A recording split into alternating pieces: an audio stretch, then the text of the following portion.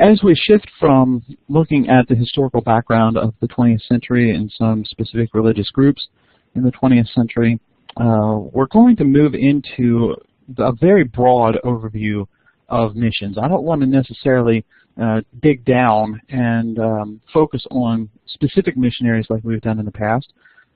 There are certainly a lot of missionaries in the 20th century worthy of our attention, but I instead want to kind of prepare some overviews just to kind of give us some foundation instead of really focusing on specific details. One of the places that I'd like to start is thinking through some of the challenges that missionaries faced in the 20th century. Some of these were addressed in the historical overview, but I want to really highlight some of the ways in which some of the historical developments in the 20th century led to just missionaries facing a lot of new challenges, different challenges than missionaries had in the 19th century. One of those had to do with world wars. Certainly there was a lot of warfare and violence in the 19th century in a variety of places, but in the 20th century we see two major conflicts that engulfed almost the entire globe. Individuals from a variety of countries involved in things taking place in Europe and in Asia and in the South Pacific, and it was just a completely different experience. And as you might expect, those kind of events would have significant impact on missionaries. So, for example, in World War I, there were a sizable number of lives, particularly of young men, lost in World War I, which, some of them could have been missionaries or may have gone on to be missionaries, but just a sizable amount of death. And because of that, people were less optimistic about the abilities of human beings to be good. I mean, when you think through the 19th century and think about the ways in which there was a lot of optimism that people had about human beings and their potential, and World War I really ended that. There wasn't a lot of optimism after World War I like there was prior to, and that, of course, would affect a variety of aspects of human life, but especially missions. What might at one point seem an attainable goal of evangelizing and converting the world for Christ becomes less likely, becomes more difficult in the wake of just the sizable amounts of evil and violence that human beings can do to each other. And of course, World War I also served as a distraction to people in churches, because their attention was so focused on the conflict and the effects the conflict was having. So there wasn't as much emphasis or attention paid to missions as there had been in the years prior to, and will even in the years after World War I. When it comes to World War II, there was a more significant impact of World War II on missionary endeavors. World War II was more global than World War I. World War I was predominantly focused in Europe, but World War II saw fighting in a variety of places, and so it disrupted the lives of many more people, many more countries and nations than World War I did. But here too, you have the loss of lives of young men, sizable amounts of death. In some places like China, Southeast Asia, missionaries were held captive, were arrested and imprisoned. You don't really see that too much in World War I, largely because of where that's located, where that's taking place. But you do see it much more in World War II, as missionaries are caught up in this global conflict. In many places, church buildings were destroyed, congregations were scattered, and so that had a significant impact on missionaries and mission activity. That's not to say that there weren't some positives that come out of World War II when it comes to missionaries, mission work. Soldiers from Europe and from the United States, as they travel the globe, are encountering people they have never encountered before, may have only read about, and so they are interested in trying to help these people with their spiritual needs, and this kind of spiritual awakening to the broader, grander world that is out there. Additionally, there were some cultures that were significantly destabilized because of the violence and the fighting of World War II, which made them more open and welcoming to missionaries. I don't want to say necessarily it was a good thing that this happened, or that this was the only way this could have happened, but it did end up being a benefit to mission work. Another challenge around this early part of the 20th century was the Great Depression. In many respects, of course, we can understand the financial consequences of the Great Depression, the problems that were felt financially not only in the U.S. but worldwide.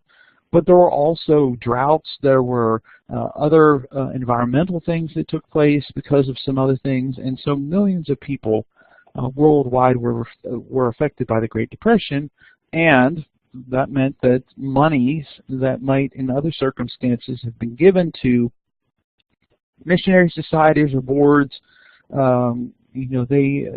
they weren't given. They were kept so that people could survive in some cases. Missionary societies and boards, however, were very, very concerned about trying to find ways to keep missionaries in the field. Sometimes that meant going into debt, and so some missionary societies were open to taking on additional financial obligations just to have the funds to keep people in the field. But, some missionaries were just not able to be supported, so they went home. Others, however, turned to additional opportunities in the regions they were, taking up jobs and taking up other kinds of responsibilities that would find that they were essentially kind of looking for ways to support themselves, finding ways that they could earn enough money to live while also trying to share the gospel. Communism was a third challenge that developed in the 20th century. I mean, communism, of course, and socialism had been around before this, but it becomes a more significant challenge for mission work in the 20th century, particularly as it develops within Russia and China. As those countries, as those governments become communistic, then Christians faced persecution from communists. And so any missionaries, the Christians that were already there, for example, in Russia, Orthodox Christians, faced a lot of persecution from atheistic governments. Missionaries going to these places often found themselves in difficult positions as well. They might be imprisoned, they might be expelled from the city or the state as not being welcomed. The spread of literature produced by missionaries and other Christians was often prohibited, and that lends itself to some difficulties. Missionaries found it difficult to travel because of a variety of restrictions. Churches would be regulated, ministers might be surveilled. There's a lot of challenges that communism and the spread of communism brought to Christians, which led often, in many cases, and especially in Russia and in China, Christians having to go into hiding. that they weren't free to practice and live the ways they wanted to do, and to speak openly of their faith, and so they had to go into hiding. And that, in some ways, is still the case for some Christians today in China. The situation is slightly different than it was in the 50s and 60s and even into the 70s. But even today, there are Christians that face these kind of similar challenges. A fourth challenge was the rise of nationalism. In the 20th century, a variety of countries began to gain independence from their colonial powers. French to some extent, but the British, Spanish, other colonial powers began to lose control. They began to lose power. They turned over rule to the indigenous populations. And in those cases, especially this post-World War II predominantly, a lot of these indigenous countries equated Christianity with these Western powers. So, as the colonial powers were kicked out, Christians also often faced a lot of opposition in some of these countries, where missionaries might face restrictions or be expelled from countries. There were some countries, though, that continued to welcome Western missionaries, despite sometimes the great oppression that they received under the hand of Western colonial powers. But in many cases, a lot of missionaries faced a challenge because of the equation between Christianity and Western colonialism. A fifth challenge, this more on the home front than in the mission field, had to do with a renewed focus on the local area around where our congregation met. There were a lot of people more towards the later parts of the 20th century who became very localistic in their view. There's still a lot of people interested in international mission work, surely, certainly. But in many cases, there were a lot of people that became less concerned about things going on throughout the world and more concerned about using funds from the church treasury to make an impact in the local area rather than on foreign missions. And so localism, that kind of approach encouraged a lot of churches to pay more attention to the local community, which is, a positive. You should pay attention to your local community, but it led to a decrease in mission efforts. Materialism was also a challenge throughout the 20th century. The Christians, very broadly, speaking very broad generalities here, Christians in the United States were becoming more worldly throughout the 20th century. There was a lot of focus on material concerns, which is something that all of us as Christians face. And our desire to find our status in possessions or try and protect ourselves through the abundance of possessions, all of these things, of course, are traps for us as Christians and from the health of our soul standpoint. But it also meant that people were focusing their finances more on those types of concerns than on charitable concerns. And so through the middle decades of the 20th century, people tended to be more focused on material concerns of garnering and amassing material wealth.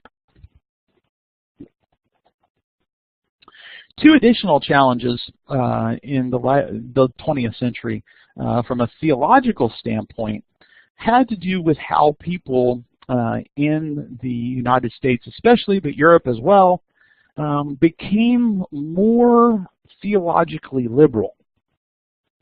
Certainly there were a lot of people still very conservative theologically, but in the 20th century there were more and more people who came to the conclusion, particularly among mainline denominations, this would be some of your Presbyterians, Anglicans, the Disciples of Christ would fit into mainline denominations in the 20th century, many Methodist groups, Congregationalist churches.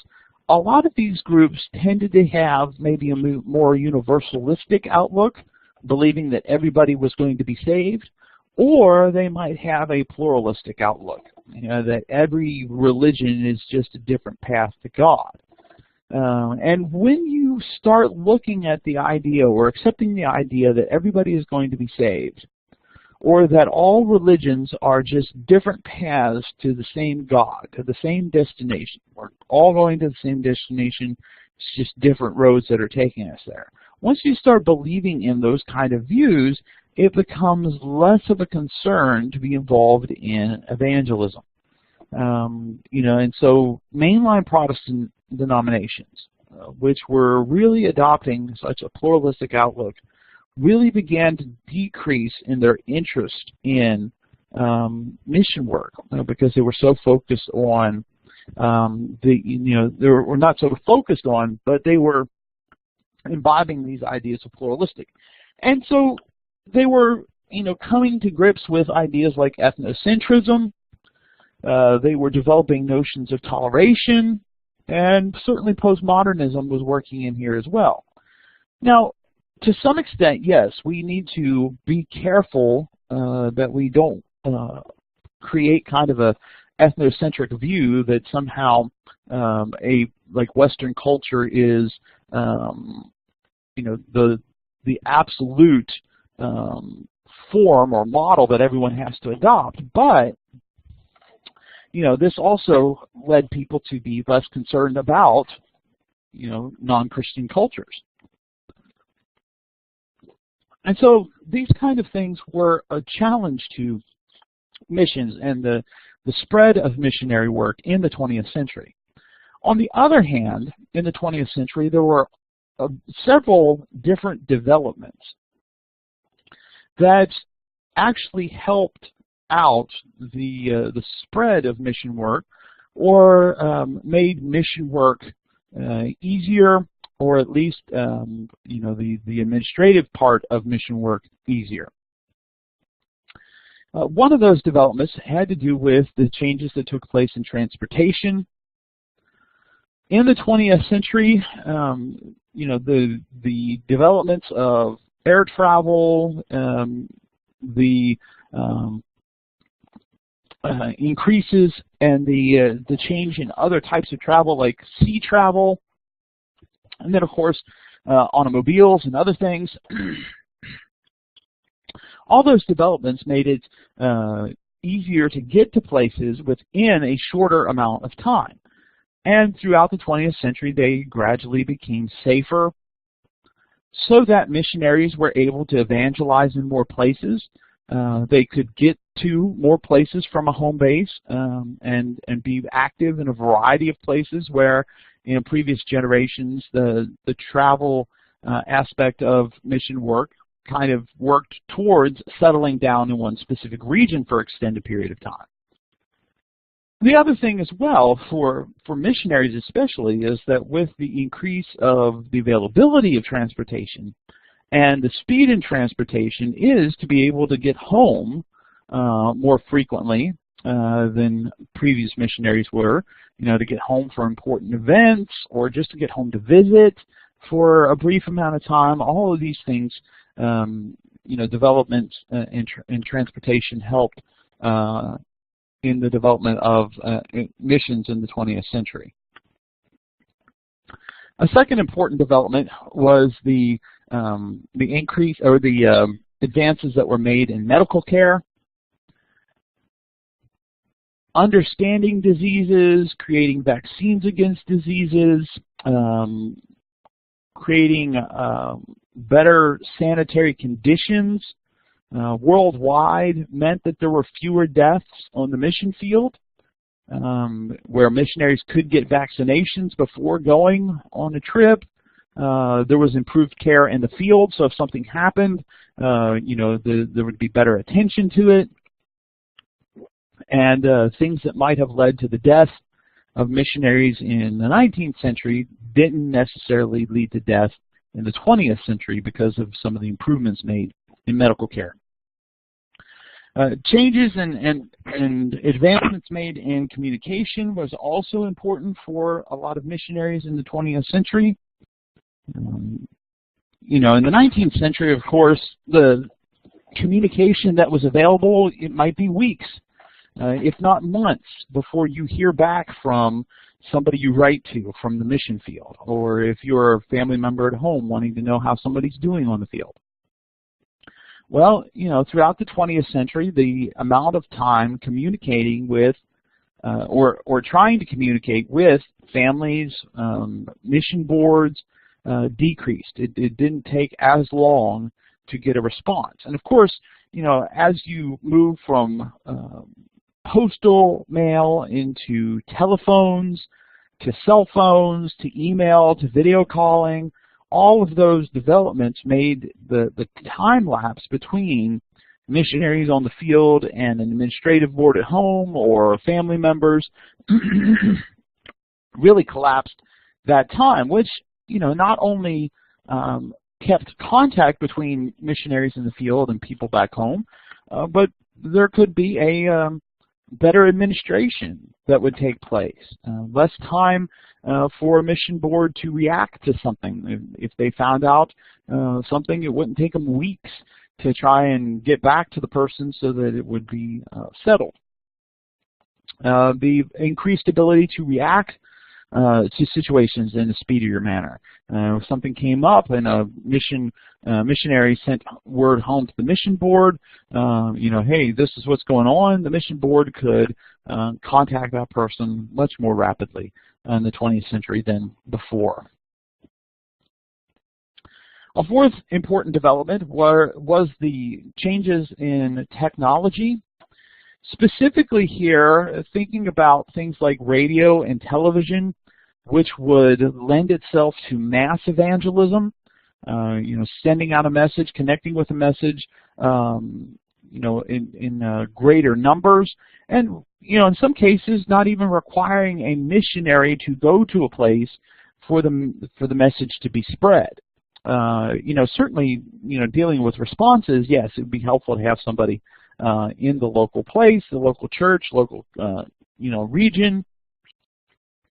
But using radios and televisions, movies, recording the Bible, recordings of the Bible, recordings of messages, all of this helped increase the ability to reach more people than perhaps a missionary working by herself or himself, or even in a small team, would have been able to do prior to this.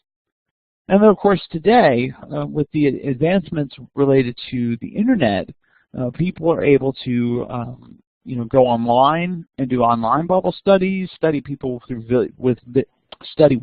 through video call. You know, and so in some cases, not even needing to go to some place, but still engaged in a missionary or evangelistic type of work.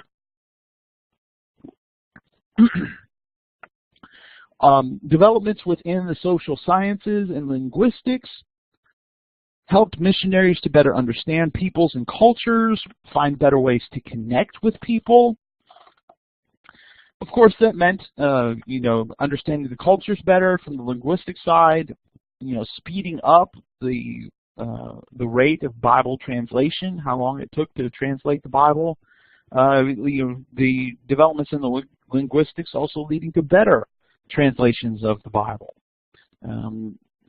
Developments in linguistics led to missionaries being able to pick up languages more rapidly. And so it's not a surprise that even today there's often in mission programs some sort of engagement of the social scientific literature, whether that's anthropology or psychology, you know, some sort of effort that's made to understand the cultures that they are working with. We turn now to thinking about what missions were like at the 20th century. The 19th century is often referred to as the Great Century when it comes to missionary work. As we mentioned, it's really the first, it's not the first, but it is an explosion of missionary efforts for Protestants compared to what was done prior to that point. And based on the Great Century, as the 20th century started, there were a lot of very important developments, very important work that had already been done that 20th century missionaries were then able to build upon. Stephen Neill, a missionary and a historian of missions, kind of lays out some of the major developments that were in place by the start of the 20th century. By 1910, there were more than 15,000 Protestant missionaries in the world. So we're looking at a very sizable expansion throughout the 19th century. But Neill points to some important conditions that are very significant for missionary work in the 20th century. First, that by the end of the 19th century, missionaries had gone to every continent and most nations. Where the 19th century saw the early 19th century saw very few missionaries, the efforts of Carey and his team, the Judsons and their teams, other missionaries we overlooked, the variety of organizations that were set up by denominations had led to evangelizing a sizable part of the world in some form or another. Connected with that, most major cultures had the Bible in their own languages. Now, again, that might not be the best translation. Some of these people might not have been the best ones that, given all things being equal, people might have chosen others to translate the Bible. But throughout the efforts of a lot of missionaries, the goal was to put the Bible in the language of the common person. Thirdly, tropical diseases were under better control, as we kind of mentioned, leading to a decrease in the number of missionary deaths. Fourth, by the beginning of the 20th century, converts to Christianity in one form or another had come from every world religion. There was interaction between Christianity and the other religions of the world. Additionally, every race had responded to the gospel in some form or another. So there were converts from every race that we could identify.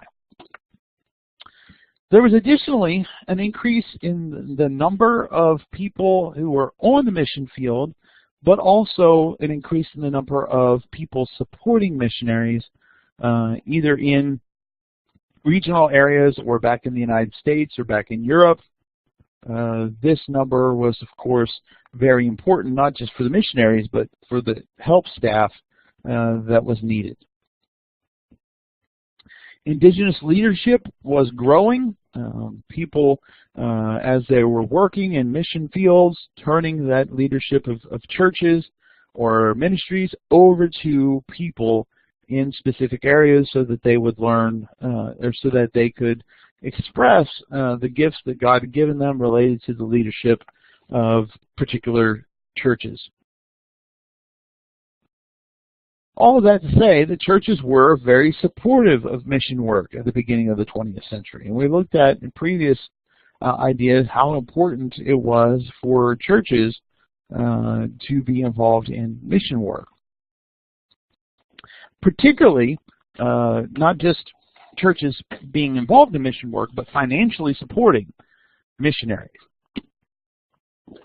And it was keeping pace with the number of missionaries, the number of missions that were growing. So financial support was growing as missions were growing. It's not that the missions were growing and the financial support was stagnant. Fortunately, that was not the case.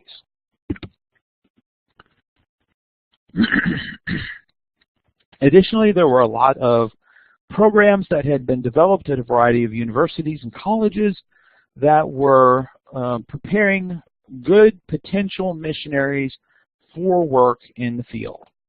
So the influence of the gospel was up, opposition to missionaries, both at home and abroad, was down. Great things were taking place at the beginning of the 20th century. That's not to suggest that everything was going smoothly. Of course, there were a lot of challenges, as we noted also. Another major development in the 20th century that was unique in the history of missions was the development of a variety of missionary conferences. While there were some missionary conferences in the 19th century, there were more of these conferences in the 20th century. And it became more of a common expression of mission work, where there would be these gatherings of people interested in missions, and most of these conferences were meant to inspire interest in mission work, right? Get people to be interested in going to the field as missionaries, as well as interest in missions from a supporting standpoint. People trying to, or getting people to help fund missionary work. One of the first conferences in the 20th century was the Ecumenical Missionary Conference in 1900. It was held in New York City. It lasted for about 10 days, but it was a huge conference. It's estimated that about 200,000 people came through the doors to this conference. They weren't there all at the same time, but over the entire 10 days. At various times during the sessions. There were representatives there from 162 different mission boards, and featured speakers like Hudson Taylor, who we talked about in a previous session, Governor Theodore Roosevelt, who would later become President Theodore Roosevelt, as well as President William McKinley, who was a Methodist. The idea behind the Ecumenical Missionary Conference was to present a survey, a worldwide examination of missions. It wasn't necessarily including all denominations as we normally think of when we think of the term ecumenical, but the idea was to just present a very broad overview. Two things that were particularly highlighted in this conference was the development of specialized missions that we talked about in a previous session, as well as the work of women in missions as well. A second important conference in the 20th century was the World Missionary Conference in 1910. This is usually held up as a very, very significant development in 20th century missions. This conference was held in Edinburgh, Scotland. Unlike the Ecumenical Missionary Conference, which was kind of very broadly open to everybody, the World Missionary Conference was more focused on getting people who were Protestant leaders to attend. And so most of the attendees were leaders in a variety of Protestant missionary efforts. At this point, of course, there's been about a century of Protestant missions, and so that was an important part of the conference, but it was also a time of kind of assessing where Protestants were, and as part of that, kind of a encouragement to coordinate better in mission work instead of everybody kind of going the same direction. They're going in different directions. So the focus of the World Missionary Conference was more a working meeting, not really an inspirational one. It was more focused on those particular issues. With it being held in 1910, this is 4 years prior to World War I, there was a lot of optimism at the possibilities. It was also decided at the conference to develop a committee that became known as the International Missionary Council, that would continue to exist even after the conference was over. And the purpose of the International Missionary Council was to facilitate further gatherings, and further things that people wanted to be involved in. So it would be kind of a coordinating type of organization, and it would last for 40 years before it kind of fell apart. The first International Missionary Council conference was held was the Jerusalem Conference in 1928. There were 231 delegates, including people from Africa, Asia, and Latin America. But one of the things that's evident in this development is that the people that are attending are becoming more liberal theologically. And so there were discussions about liberal theology, about the relationship of Christianity to world religions. A lot of the Protestant missions leaders that were there were adopting more liberal approaches, so that they're kind of shifting from being focused on salvation to being focused on liberal theology, the importance of social activity, less about evangelism. Over the next couple of decades, there were other conferences sponsored by the International Missionary Council. Many of them demonstrate that the mainline Protestantism was going in an ecumenical direction. And so the importance of evangelism decreased while issues of social justice increased. Now, that's not to say that there shouldn't be attention to economic conditions of the poor across the world, or condemnation of oppression, but it is to suggest that more and more people were losing that anchor to the traditional Christian message in focusing on the sinfulness of humanity, the need for salvation, etc.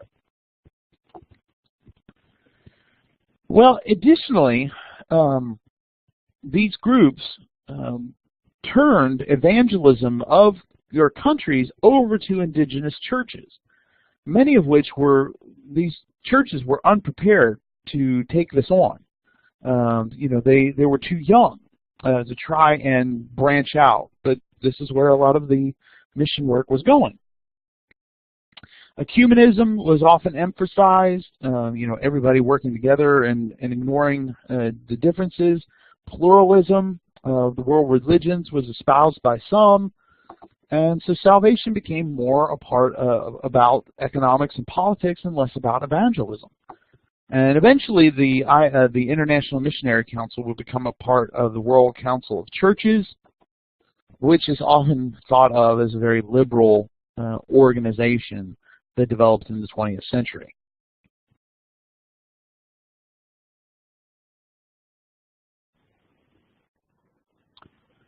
Protestants weren't the only ones gathering for these kind of things to discuss mission work. The Second Vatican Council, Vatican II, was a Roman Catholic council. Of course, we talked a little bit about this in Survey Church History. But one of the issues that was taken up by Vatican II had to do with the issue of missions. One of the documents produced by the council was ad gentes in the Latin, but to the nations in English. And in that document, the emphasis was that the church was the pilgrim people of God. And as the pilgrim people of God, the church was missionary by nature. Now, Catholics, of course, have been missionary for much longer time than Protestants, but had kind of, gone a little bit in some different directions. At least some groups had in some countries. In addition to this desire to encourage mission work, again, there were efforts, especially within ad gentes, to reconcile with Protestants and Orthodox Christians, recognizing baptisms in these other groups as being valid. as well as a reduction of opposition to Protestant evangelizing in places like Latin America. Latin America, of course, was a different situation than missionary work in other places. Many people in Latin America were Catholic, and so Protestants were often evangelizing to try and convert people from Catholicism to Protestantism, rather than other places where they were converting them either from traditional religions or from another world religion. In addition, Vatican II also, the Council of Vatican II decided that they would be involved in cooperating with Bible societies to distribute the Bible, something the Catholic Church had not been involved in prior to this point. An encouragement of Bible study also came out of the Council. And additionally, the shifting, particularly of worship services, to the local languages of places was also, instead of Latin, was also an important development that took place out of Vatican II. As the Protestant missionary conferences, however, continued to become more and more liberal, evangelicals, especially, were very disturbed by this and decided to start their own conferences. And so there were several evangelical conferences about missions that took place in the later part of the 20th century. One of the first was the Congress on the Church's Worldwide Mission in 1966, held at Wheaton College. It featured 900 delegates from 71 countries. And out of that, the emphasis was on the importance of evangelism as the main task of the church, kind of counter to some of the social and economic attention that liberal Protestants were giving to other peoples. Later, a couple months later in 1966, there would be another conference, the World Congress on Evangelism, this time in Berlin. Billy Graham had actually been in Berlin at that time for a crusade that was taking place there, and he was named the honorary chairman of the World Congress. There was 1,200 delegates from 100 different countries there. One of the most important evangelical mission conferences, however, was the Lausanne Congress on World Evangelism, held in 1974 in Lausanne, Switzerland. It was called for by Billy Graham. He kind of was the main supporter of this. It garnered 3,000 attendees. 500 of those were from the United States. That did not count any American missionaries who were in the field. They were counted as representatives of the countries that they were serving. 150 nations were represented from the attendees.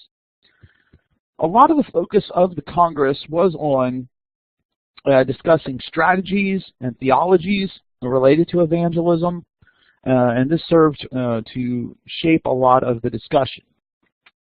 At the end, attendees were encouraged to sign the Lausanne Covenant that emphasized issues related to evangelism and social concern, the cooperation of Christians, the work of the Holy Spirit in evangelism, the relationship of the gospel and culture, really staking out a different position for evangelical mission work in contrast to a lot of the liberal Protestant work that was, declining. Additionally, a committee was formed to sponsor other meetings throughout the successive decades, some of them known as Lausanne II, Lausanne III, other mission conferences as well from the evangelical side.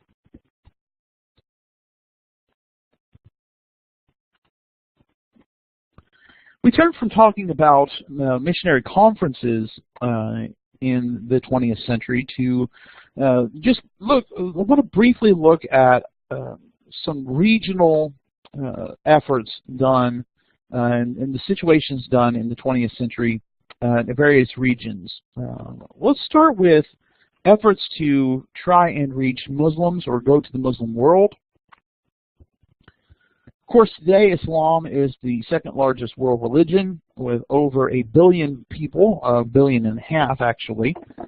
In the 20th century, there was a greater effort to reach Muslims than there had been in the centuries previously. We talked a little bit in the previous session about some of the early attempts to reach out to Muslims, to try and convert Muslims, and some of the challenges that that faced.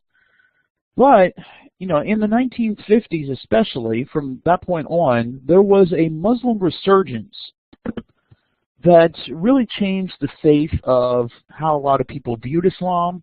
There was a rise of a variety of radicals, Islamic fundamentalism, but even for mainstream Muslims in a lot of countries, there was a renewed interest in attending mosque, being more faithful to Islamic tradition, so that even though these people might not necessarily be radicals, there was this kind of Islamic resurgence that took place that led to a lot of people being concerned, both from a terrorist standpoint, but then also from an evangelistic standpoint. However, mission work to Muslims in the 20th century faced a lot of challenges. Some of those challenges were historical. The Crusades have shaped Muslim-Christian relations for centuries. A lot of Muslims were under the control of European powers and European colonial powers throughout the 1700s and the 1800s. And then, of course, America's support for Israel was another historical challenge that beset the attempt to reach out. And really, between the early efforts and the 20th century, there had not been a lot of efforts to try and reach out to Muslims and evangelize Muslims. So, you know, that weighed on it as well. There are certainly theological challenges in trying to communicate the gospel to Muslims, views on the Trinity, about Christ, issues related to what constitutes Scripture, who the prophets are. There are other challenges, though, that are more cultural in nature. You know, especially in thinking about the antagonism that converts face. Even in the West, Muslim converts face marginalization. In some places, they face death. So, you know, that's a big challenge to try and reach out to this group of people. You know, because essentially, in the eyes of Muslims, these converts are giving up truth for error. If there is not, I mean, Muslim converts really need a very strong community to plug into, even in the West, because of some of these things. There are other cultural challenges. Western culture and Christianity are considered to be the same. And so when a lot of the immorality that's present in our movies and our music and our television shows make their way to a variety of places or people hear about them, in many respects people think, though, that's Christianity in these Muslim places. And there's also the assumption, and to some extent warranted, that Western culture is antagonistic to Islam. So, you know, because the view is Christianity and America is the same, you know, there's those cultural challenges. Then there are, of course, challenges related to gender, laws against women driving, for example, some of which are coming down. For example, there'll be some changes in Saudi Arabia in the next couple months over women drivers, but there are still other places where women are restricted in what they can do, what they can wear. There are legal challenges that missionaries face as well, In some places, in Muslim countries, it's illegal to evangelize. It might even be illegal to hold services. So, you know, the missionaries face a variety of challenges getting into countries, let alone once they get in, what they are able to do.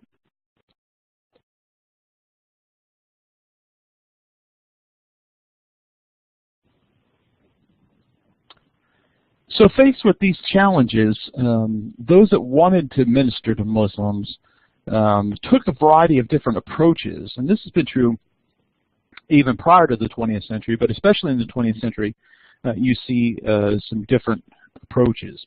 One was we might call a confrontational approach, where the effort would be to try and engage Muslims in public debate. Raymond Lull, when we talked about him, used this method. Of course, when he used it, he ended up in prison. In the 20th century, this type of approach was really only used where colonial governments were in power. So the missionaries felt a little bit more safe in engaging in a public debate or confronting Muslims in this way. It wasn't as much a use or an approach in other situations. The second type of model is often referred to as the traditional model. This would be the use of preaching, teaching, literature to evangelize. One particular individual often associated with this is a man named Samuel Zwemer. Zwemer is often referred to as the apostle to the Muslims or the apostle to Islam. He was born in Michigan in 1867, and he was born to a family that was involved in ministry, some of which are also involved in missions. And so he kind of follows in that path as well. Studies in seminary, but also gets some medical training. And he really is interested in doing mission work in the Arab world. But as he approaches a variety of groups to try and get encouragement and support, his idea of trying to evangelize Muslims is often rejected as impractical. This is not something that is supported. So he decides to form his own mission group. He and another individual that were really interested in working with Muslims create their own mission group, go around, get funding for it, and eventually get enough funding to go to Arabia in 1890. There, he faced a lot of opposition in Arabia and made very, very slow progress. He would marry a missionary nurse from England. They would have some challenges with you know, not necessarily between the two of them, but there's a lot of challenges they face together, including the loss of 2 young daughters. Eventually, he will move to Cairo. His wife will actually go back to the United States for a time. She'll die. He'll remarry. But eventually, he will move to Cairo, and the purpose of his move to Cairo is for him to help coordinate efforts to the very broad Islamic world. And with that, he will travel widely, going to different places, trying to raise funds, as well as establishing works among Muslims in places like India, China, Southeast Asia, and elsewhere. He will eventually return to the United States to teach at Princeton Theological Seminary and other places, but will still continue to encourage mission work. With the traditional approach, often a lot of people also practice what is referred to as extraction, which is the practice of removing converts from their homes or even their countries to protect them or even to prevent them from leaving the faith. So in the traditional model, there's also this notion of extraction. A third approach is often referred to as the institutional approach. This was the effort to create hospitals, schools, orphanages, a variety of other kind of charitable institutions to try and reach Muslims. Presbyterian, Congregationalist, Reformed churches often use this approach in various places. The idea was that these would be a demonstration of love and compassion, service Christians could engage in. And in some countries, this might be the only way for Christians to have a presence. And they might not be allowed in other situations. In recent years, these type of institutions have decreased due to a variety of governmental actions kind of taking over some of these places, as well as the economic situation of trying to support such missions. A third approach is the dialogical model, the notion of creating dialogue with Muslims. This kind of respect for each other's views, hearing what you have to say, you listen to what I have to say, with the desire, of course, to bring friends, right, creating a relationship with people, bringing friends to Christ. One of the dangers, of course, is that there is the possibility of syncretism that can take place, where there's kind of a hybrid Islamic Christianity that could be created. And so that's something that people that use this approach, missionaries that use this approach, have to be careful of. The last approach is the contextualized approach, probably just what you're thinking of, right? The idea of adopting local customs, dress, using Arabic, using even Arabic names for biblical people, like referring to Jesus as Isa, Ismail instead of Ishmael, other things like that. So using Arabic names, local style of dress, presenting the gospel in cultural forms that might provide it the opportunity to be heard. In more recent years, this is including Muslim converts. Such approaches have included, encouraging Muslim converts to remain connected to their mosques, communities, etc., and witnessing as they have opportunities. East Asia was another place where there was missionary efforts in the 20th century. But a place where there was quite a bit of challenges with the communist takeover of China.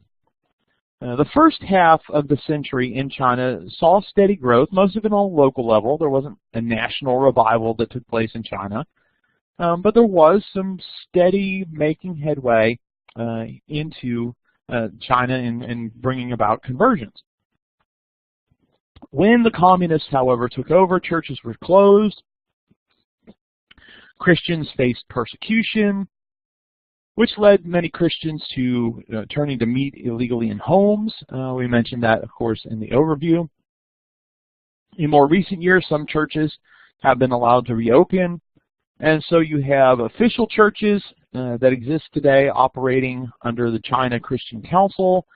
You have illegal unregistered house churches, and then you have some unregistered house churches that local authorities kind of turn a blind eye to. So there's a couple different expressions of Christianity today in China. In Japan, the situation is different, especially due to World War II. At the end of the 19th century, the Japanese government closed down a variety of schools and programs which had been started by Christian missionaries, and Shinto was declared the national religion, and so that had a significant impact on the efforts that Christians in the 19th century had been making in Japan. There was some interest in Christianity after World War II, especially after the devastation in Japan after World War II, but other factors led to significant decline again, and so there's not a very large population of Christians in East Asia. Korea, however, has been different. There's been more efforts, especially in South Korea, more successful efforts in spreading Christianity. The earliest churches in Korea appear to be from the 1800s. The focus of those early missionaries, many of whom were Presbyterian and Methodist, was to promote indigenous leadership, which probably helped the spread of Protestantism, Christianity in Korea.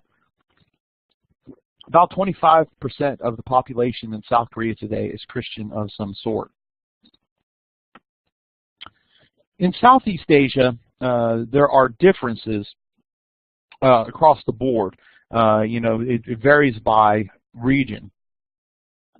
There had been, for example, in the Philippines, Catholic missionaries had been present in the 16th century due to the Spanish conquest.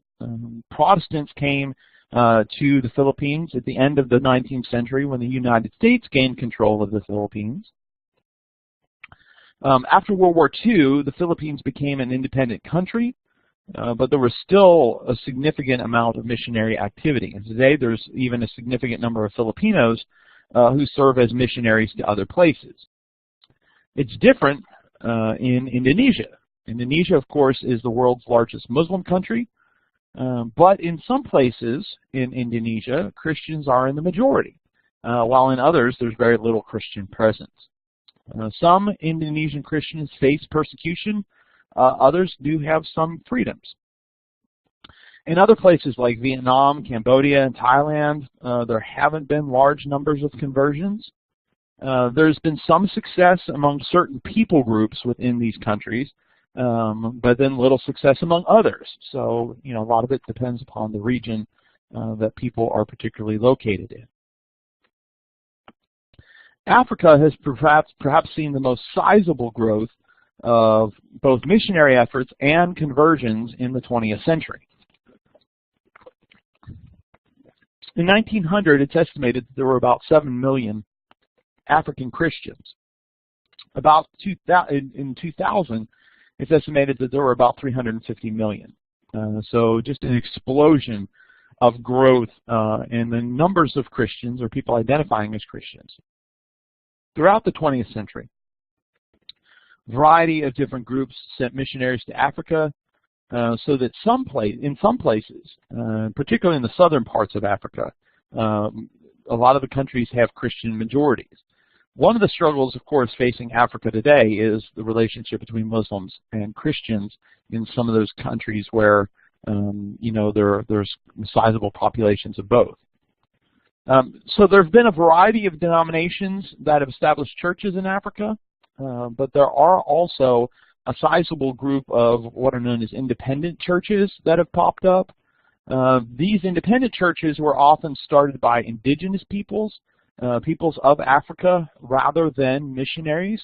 The missionaries were often connected with denominations, but there have been a variety of kind of these non-denominational groups that have been started, particularly in the later part of the 20th century. Well, when India became free of British control in the middle of the 20th century, there were more restrictions placed on foreign missionaries. Much of the Christian population today is in the southern part of India. There's been a lot of missionary work in India, or at least attempts at missionary work in India, but there's been a variety of opposition from Indian or Hindu nationalist groups that are trying to win back India for Hinduism, which is kind of, Hinduism has never been any one particular thing, but these kind of fundamentalists, so to speak, are really trying to work against what they see as these outsider religions like Christianity, but then also Islam as well. So I think that gives us kind of a good overview of the developments that took place in the 20th century.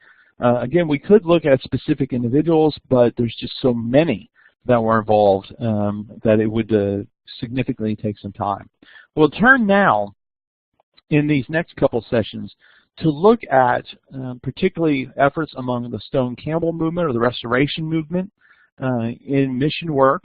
So the next couple sessions will be focused predominantly on that, since of course that's the place where Faulkner comes from. There'll be some overlap with some of the things we'll talk about in Restoration movement, but there will also be some new stuff that we specifically focus on in here, and so that's where we'll pick up in these later sessions.